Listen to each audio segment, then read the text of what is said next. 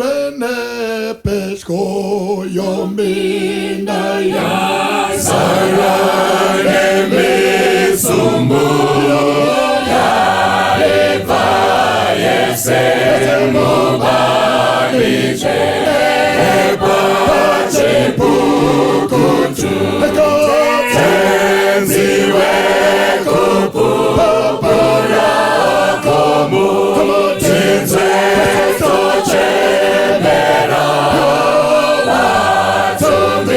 Watumirewo Wabati Chiri Pojenguwa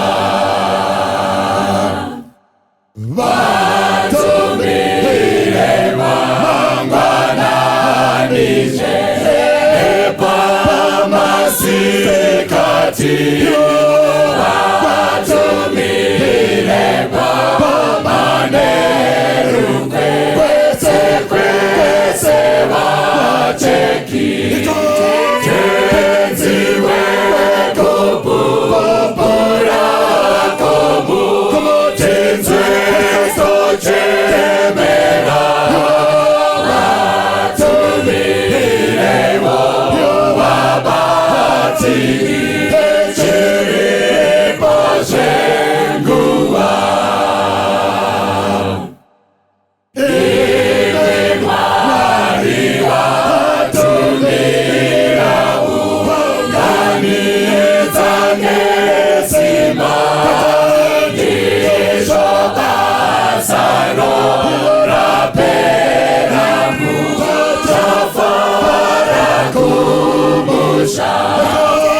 Tenziwe Kupu Pura Komu Tenze Toche Mera Watumirewo Wabati Chiri Pojenguwa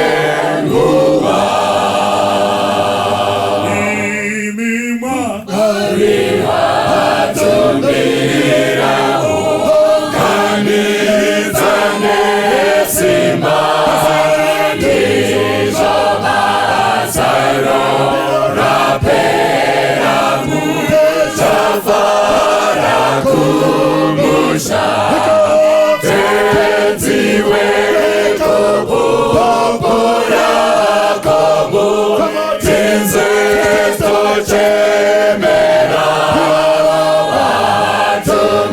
Watumirewo Wabati Chiri Pojenguwa Wena moyo yinwele sekuka tulindile ngesandla mangiholwe mina mhambliyetane okatele abonge izilo tutuzayo nyenyeza mbiwoza ngokukondiseka mhlobo wetosizayo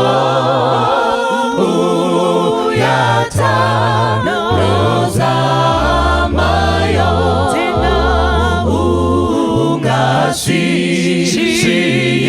ungashiyilapha kakhulu siyesaba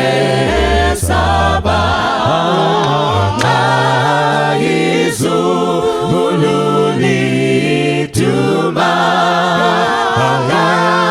kuwe okwetama yeza hambiwoza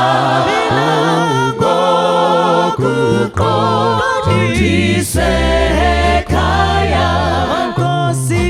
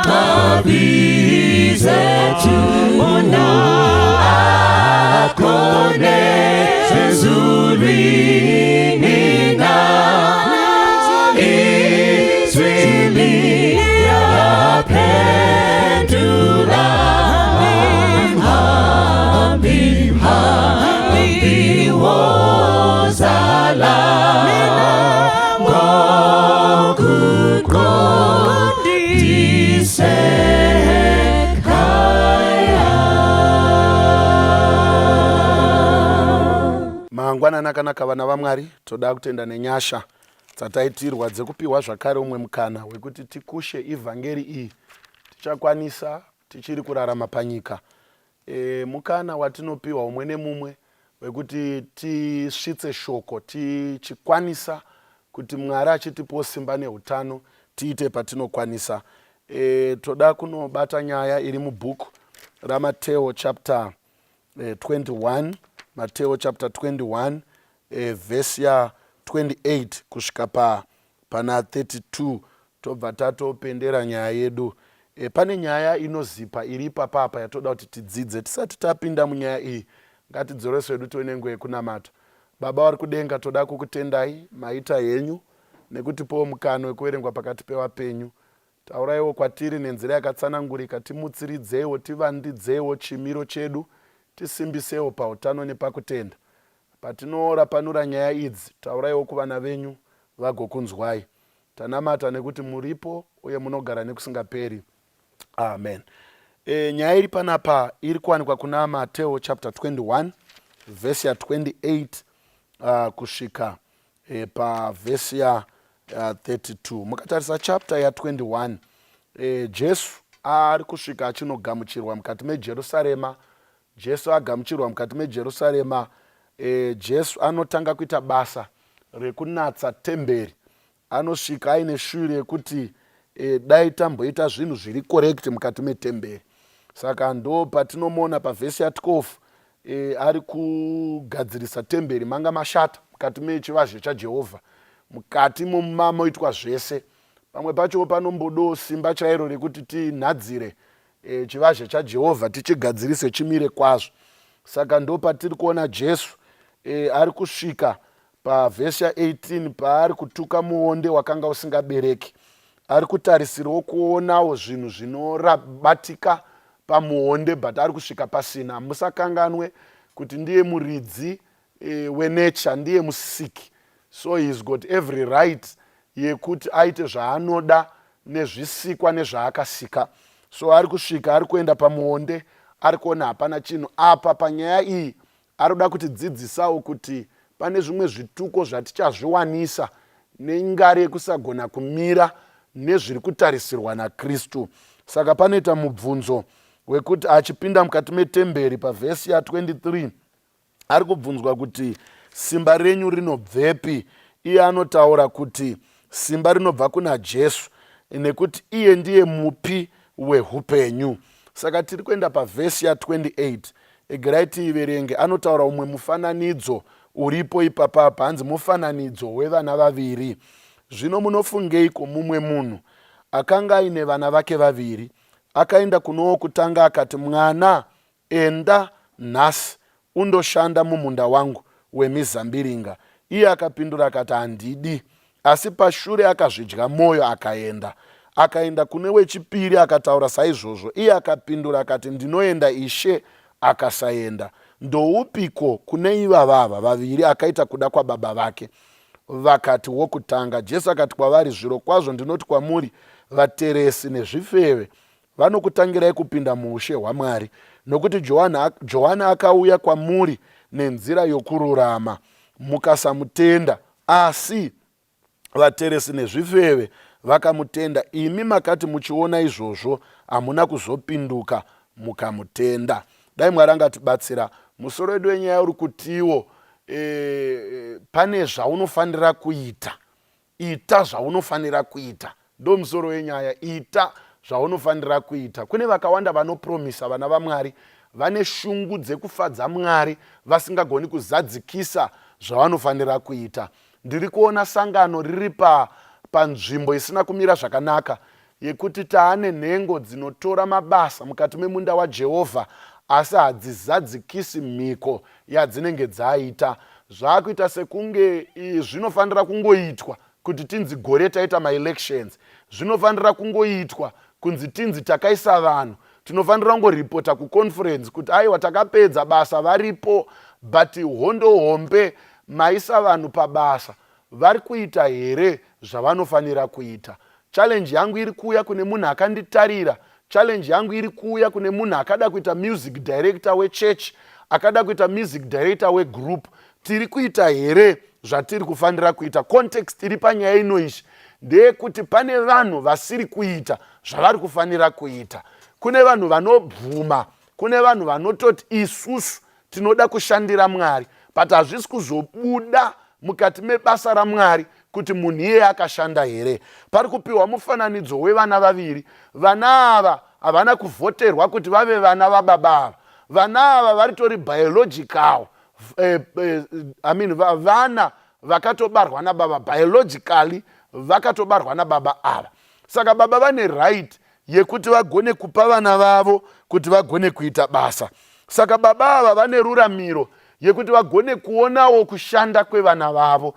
Saka Mwari ane ruramiro yekuti basa rake rigone kufambiswa nenzira yaanoda iye. Saka Mwari anoisa hwaro, anoisa nzira dzekuti basa rake rigone kufamba. But chiri kunetsa panapa, munda uyu hausi kuzoda kuzodyiwa nevamwe vanhu tsve. Munda uyu uri kufanira kudyiwa nemhuri iyo iyi. Saka babavo varida kuti vana vafile part and parcel yekuti vashanda mukati memunda. Saka baba vari kupa vana ava nguva yekuti vaende kunoshanda mumunda. Saka muchaona kuti chimwe chinhu, haugoni kunzwisisa nyaya yemunda usiri kumunda kwacho. This is not a cell-phone farming yekuti uri kuda kupa madirective iwo wakagara hako uri kumba. Mwari ari kutsvaka kuti vanhu ngavapinde mubasa, vagone kushanda vari nzwisise tirimo. Saka tiri kurinzwisisa sei kana tisingarishande basa iri? This is a very big challenge yandoda kudenha mukati mesangano. Tine vanhu vanoda kuzviita vanhu vasingarambi mabasa. Hatisi kukurudzira kuti rambai. Pane nyaya yangu yandoda kuti Mwari ataure kwamuri ndeyekuti mutore mabasa muchizoita zviroda kuitwa nebasa racho. Nekuti mi pamuri kuaplaya kwaTM, muri kuaplaya kuenda kunogara paTUE. Saka tikasakuonai paTUE pacho tinoita mibvunzo. Saka imi munodherera sangano, mugodherera Mwari kuti ina handidi zvekubvunzwa mashandiro angu. Kwamunohorera ndo kwamunoda kuti mubvunzwe. Ivo havana problem, vanokuvhiringidzai. Munonyorerwa matsamba ediscipline, mawarning muchivhunduka. But kubasa raMwari riri kusafa nevanhu vasingadi kubvunzwa. Saka baba vari kuendawo kunoita nhaurirano nemwana wavo. Hanzi wekutanga vakamuti, mwana, enda nhasi undoshanda mumunda wangu wemizambiringa. Iye akapindura akati, handidi. Asi pashure akazvidya mwoyo. Mwari ngaaropafadzwe kuti pane vanhu vanoramba, vanozonyatsoona varizina kuti pane pandiruda kurasika. nekuti ndikaramba kunoshanda kumunda, munda uyu uri kusarira mukati memhuri, munda uyu ndewemhuri, kana pane munhu achabhenefita ndini. So mwanakomana uyu akagara akazoti later, no, egerai ndiende kubasa. Kusada kwake aigona kunge ari occupied nezvimwe. Vamwe vanhu havasi kuda kushandira Mwari nekuti kune zvichiri zvakavabata, kune zvinhu zvavakaisa mberi muupenyu hwavo, but vari kuona kuti zvinhu zviya hazvichabetseri, zvinhu zviya hazvina matuso, zvinhu zviya hazvisi kuvabetsera. Vakaropafadzwa vanoti at a later stage vamboramba kumushandira, vanozofunga kuti it's now better kuti ndidzokere kunoshandira Mwari. Inzwai vana vaMwari, kana mukana watozombouya wekuti unorangarira kuti ndofanira unoshandira Mwari, Mwari ngaavongwe. Uite chido chekunomushandira, uite chido chekunopa Mwari nguva yekuti umushandire. Saka mwana uyu akarealiza kuti anse yandandapa haiti, egerai ndiende. Then kuno umwe mwana akati ndinoenda, but haana kuenda, which means paifanira kunoitwa zvinhu kumunda hakuna zvakaitwa. Baba vasati vaenda kunoongorora, nekuti instruction yati vaenda, saka vari kuti vana vari kushanda. Tiri kuti kudiko mangwanani ano?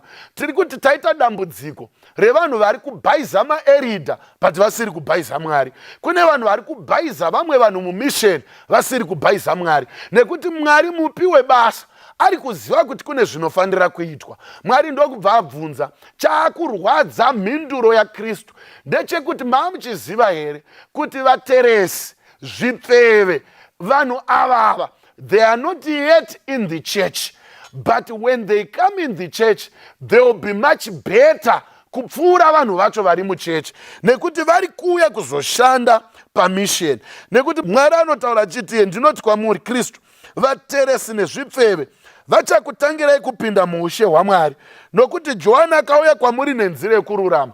Takaigirwa nyasha, tikaigirwa chiKristu pamberi pedu, but vamwe vanhu hatisi kuchitora sematorero atiri kufanira kuchiita. Vamwe vanhu hatisi kumbochigamuchira semagamuchiro atiri kufanira kuchiita. Vamwe vanhu hatisi kumborohwa nehana kuti tiri maSabata. Mamuchiziva here kuti umwe anopedza gore asina kana kumbomira kumberi kwechechi kana kumboita munamato, gore rese rigopera, muringori 15 pakambani penyu, imimi pakampani chechi yatinoti kampani, chechi yatinoti iyo kampani, masekano kampani, i15 vanhu, but gore rinopera haana mvira ambomira kumberi. Saka mubvunzo wangu unouya, saka zvakamira sei? Nekuti kana usingagoni kana kumira kumberi gore rese kuti paitwa munamato wekuvharira, tinonamata kangani? Ngatimbotaurei vana vaMwari, kubvira sabhasku ichitanga kusvikira tinosvika kuvhesipasi, tozvikalkuleta gore rese. Munhu aringoti ndiri kuenda kunoita basa raMwari, iwe usiri kuonekwa pabasa pacho. Zviri kumbofamba sei kuti uri kudhoka but hamuendi kumaprograms?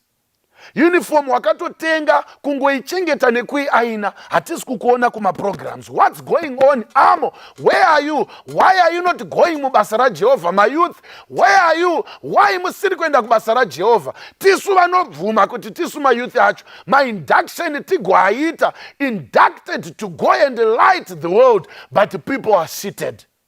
Masiyaneko nemwana uyu anobvuma kuti ndiri kuenda kunoshanda but haaendi, obva agara hake. Kune vamwe vanoda kusaboteja basa raJehovha, kune vanoda kugarira basa raJehovha, kune vanoita mapitse ekuti tichatozviita, tinoribvuma but hatishandi. Manje nhasi kwaita danger yekuti iwewe Mwari arikuda kukupa assurance yekuti nzvimbo hapana, maiguru achihera hapana nzvimbo, mhofu garai yenyu, but kune vachapinda vachatove nani kupfuura imimi vanoti takatanga machechi. Kune vachatoita zvikuru kupfuura imimi vanoti tatirimo musangano. Saka Mwari ari kupa warning yekuti pane nyaya apa yekuti kune vanhu vari kupinda mukati mesangano, kune vanhu vachanoita zvikuru mukati mesangano. Kaliba yevanhu iri kutaurwa naKristu iri kunzi vateresi, vanhu vanotarisirwa pasi. Yes, vaitarisirwa, vanotarisirwa pamusoro kana vari kubabasa kwavo, but zvazvekutendeuka nekuti mupfungwa dzevanhu ndombavha. Jehovha ari kutaura kuti kune zvipfeve, vateresi nezvipfeve ndo vanhu vachakutangirai kupinda muushe hwaMwari. Ndinonzwa kurwadziwa nekuchema nekuti denga parichadzika Mwari paachataura rushambwa panyika, chituko kune chivi, kune vamwe vanhu vanotarisigwa kunzi vana ava. Munoziva kuti kana tichitotarisana so tinopimana kuti idzidzi dzingabva dzazonyanyobuda here musangano, dzingabva dzanyanyorasika here. But kune vamwe vanhu vakashandisa method iyoyo haina kuvabudira zvakanaka. Why ndiri kudaro vana vaMwari? Nekuti vamwe vanhu vataifunga kuti havabudi mukati mesangano, havagoni kuvhungwa nezvakaipa, they marched out of the church, vakabva pana Mwari. Saka ndikuda kukupa assurance yekuti vamwe vacho vaunotemba navo kana vasiri kuita basa, chenjera kuti kune vachauya kuzoita basa mukati memunda waJehovha. Kune vachauya kuzorishanda basa iri, kune vacharishanda vakaperera, kune vacharishanda nemwoyo wese, kune vachauya kuzoita zvikuru mukati mesangano.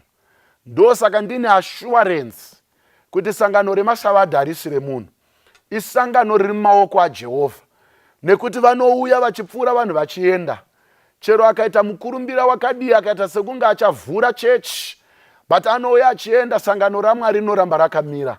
Kune vanhu vandinonzwisisa kuti come rain come thunder, chero zvinhu zvikadzimba zvakadii zvikarema, sangano raMwari still is triumphant, richaramba richienda kumberi, nekuti kune vanhu Mwari vaachamutsa vachaendesa vhangeri riri. Mangwanani ano ndoda kukupai assurance vana vaMwari kuti nguva yatiri kurarama inguva yakaoma, inguva yekufunga kuti zvandakontributa muchechi yaMwari ndinofanira kuwana mashezi. I'm sorry to tell you this, I have to say this openly, kuti haisi nyaya yemashezi. Enda pabasa raMwari uite basa raMwari wakaperera.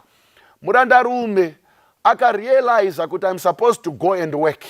Blessed are those who realize that in this ministry I have to go and work for God. Blessed are those after denying the call vanodzokera mukati memunda waJehovha, vakakomborerwa, vanototi kana varangarira vanodzokera mubasa raMwari. Rushambwa nechituko kune vanoti tinoita isu tisingaite. We are sick and tired nesangano rinounganidza vanhu, things not moving. Mwari ngaaropafadze. My humble prayer this morning ndeyekuti ndoda kunamatira vanhu vari mukati mebasa raMwari.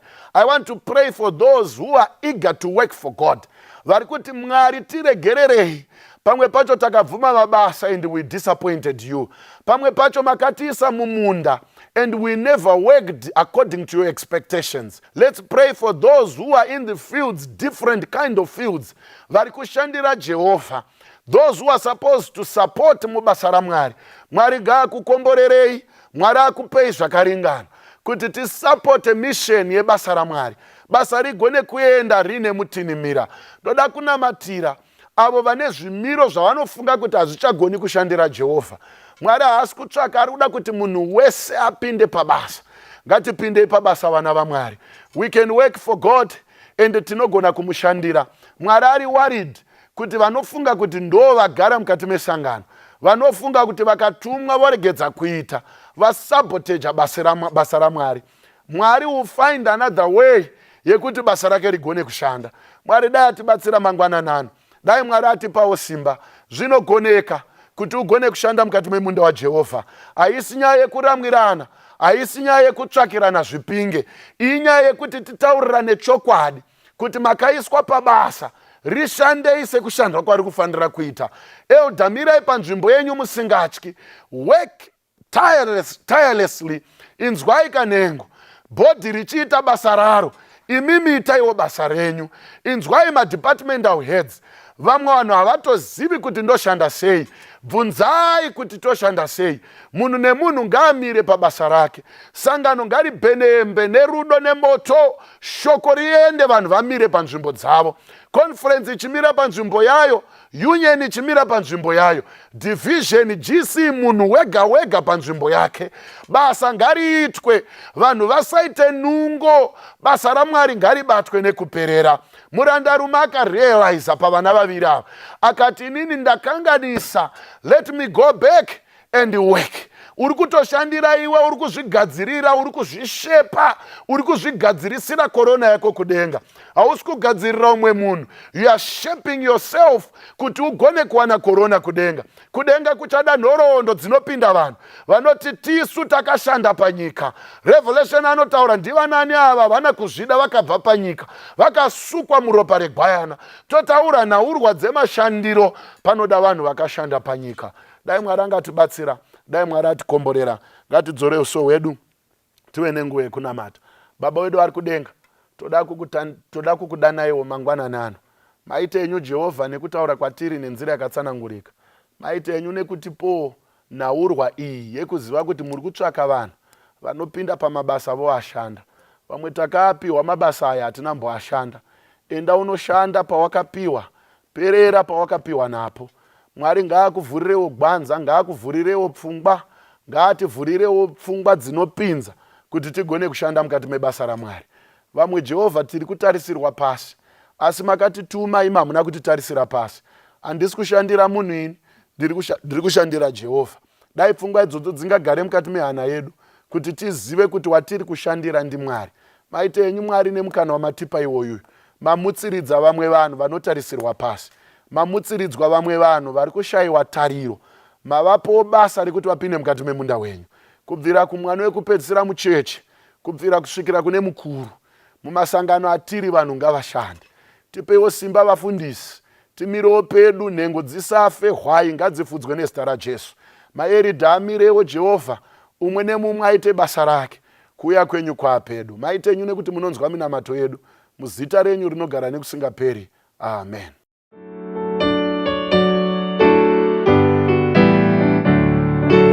Katifambe tese mubasa iri, muchinjiko wake uri pamberi, Kristu tenzi wedu uri pamberi, pamberi mubasa katifambe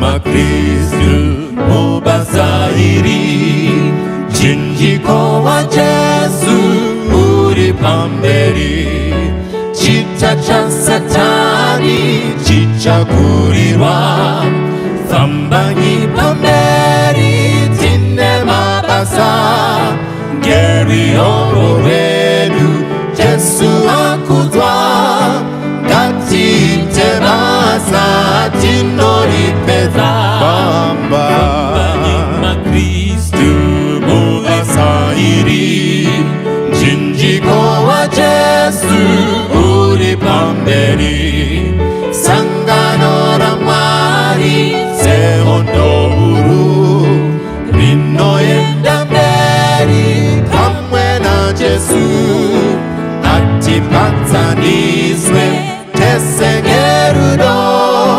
rusimiro rumwe nerudzidziso, fambanyi ma Kristu mubasa iri, chinjiko wa Jesu uri pamberi, umambo wepasi uchazoputswa, asi sanganoro riri kukura, zano ra Satani richakurirwa, chidzidzo cha Kristu chinozogara pamba, ma Kristu mubasa iri, chinjiko wa Jesu uri pamberi, ndizo imwe vanhu pamberi kwazo, ngatitetese nerukuriro, miri nerukudzo wa Kristu mambo, vanhu nengirozi dzichaimbayo, fambanyi ma Kristu mubasa iri, chinjiko wa Jesu uri pamberi, fambanyi ma Kristu mubasa iri, chinjiko wa Jesu uri pamberi.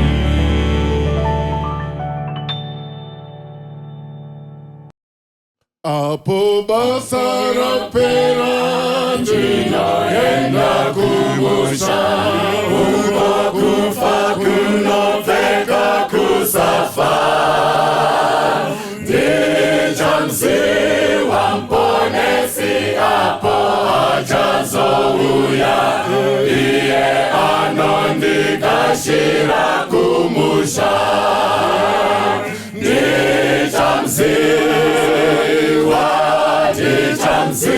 Ndichamziwa, apo ndichazomira naye. Ndichamziwa,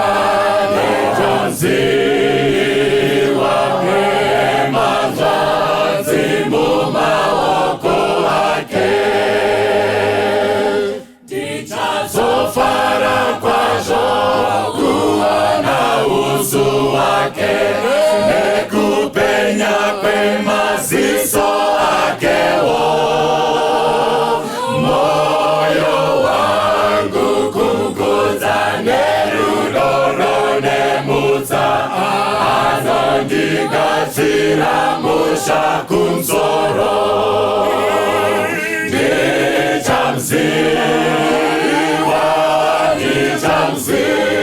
Ndichamziwa, apo ndichazomira naye.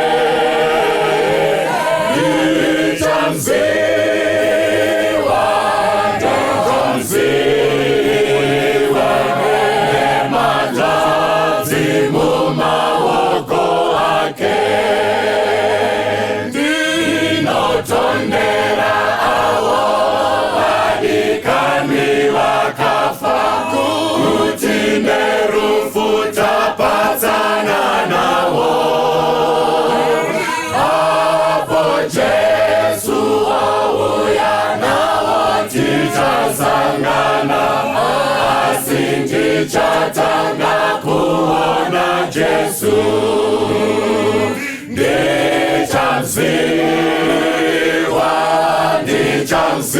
Ndichamziwa, apo ndichazomira naye. Ndichamziwa,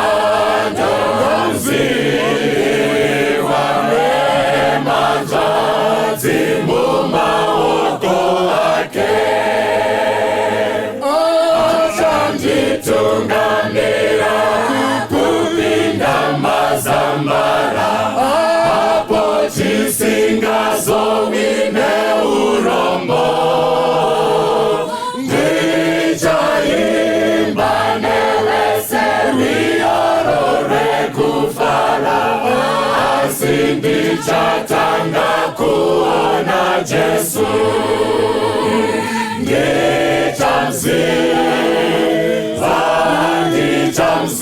Ndichamziwa, apo ndichazomira naye.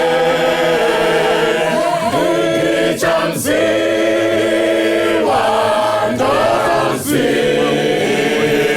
rema zvazi